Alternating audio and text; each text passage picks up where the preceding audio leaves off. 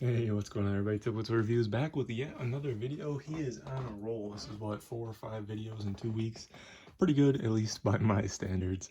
But just jumping right into it, we're looking at the Star Wars Mandalorian Kenner Vintage Collection 3.75-inch action figure.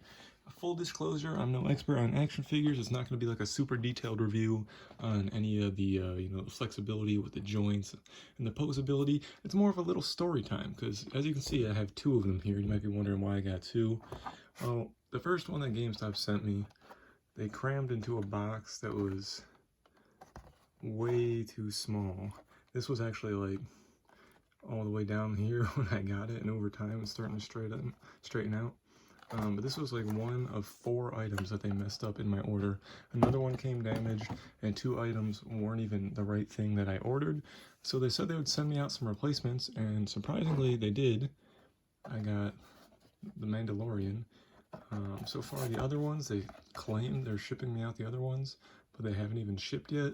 And this one was delivered, so it's not looking promising. You can see here is the line that he came in, I believe.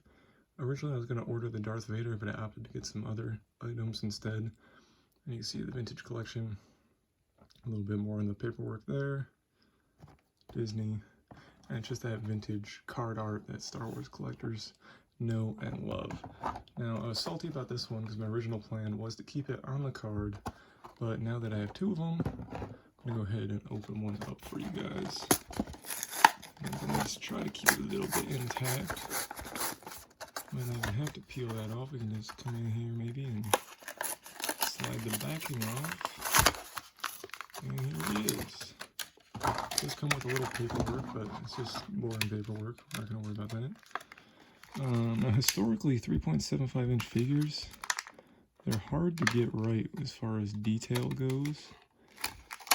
Usually they're not overly detailed. They don't have a lot of function with their joints, not a lot of posability. But this guy actually looks really good. And sorry if you can hear like all this plastic. I hope those noises aren't too loud. Here we have his little tiny gun. Little pistol, hopefully you can see that. I haven't actually seen The Mandalorian. I don't have Disney Plus, but I do love the character. We have his rifle here, his breech loader rifle, which I can't understand how they put it in the package.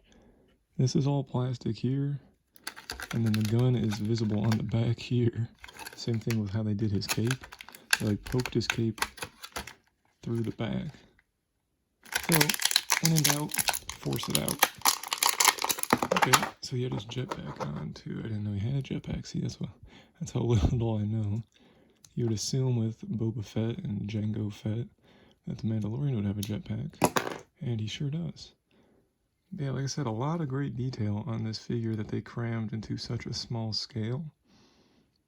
Lots of different colors with the paint applications. A little bit of mixed media with the rubber cape. I'm not sure if his head is removable to take the cape off. I'm not going to try it. I mean, it's always removable, but the question is, can you put it back on? So again, some great detail with, looks like the rounds on a bandolier around his shin here. Nice little shin guard. Just different colors, little pouch, different textures. The armor with the orange on the armor. Pistol holster, which is see-through right there. You can put the pistol in there, which I can go ahead and do for you guys real quick. There it is.